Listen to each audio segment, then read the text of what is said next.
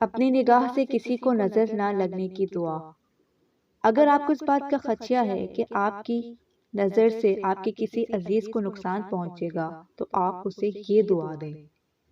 اس دعا کی فضیلت یہ ہے کہ رسول صلی اللہ علیہ وآلہ وسلم اپنی نگاہ سے اگر کسی کو نظر لگ جانے کا خطرہ محسوس کرتے تو آپ صلی اللہ علیہ وآلہ وسلم یہ دعا پڑھتے۔ حالانکہ رسول صلی اللہ علیہ وآلہ وسلم کی نظر پڑنے پر کسی کو نظر نہیں لگتی، بلکہ نظر پڑنے پر اس چیز میں خیر و بھلائی پیدا ہوتی ہے، لیکن آپ صلی اللہ علیہ وآلہ وسلم نے اپنی امت کو تعلیم دینے کے لیے یہ دعا سکھائی ہے۔ دعا یہ ہے: اللہم بارک فیہ ولا تضرہ۔ ترجمہ: اے اللہ اس میں برکت عطا فرما، یعنی جس پر میری نظر پڑ رہی ہے اور اس سے میری نظر کی برائی نہ پہنچے۔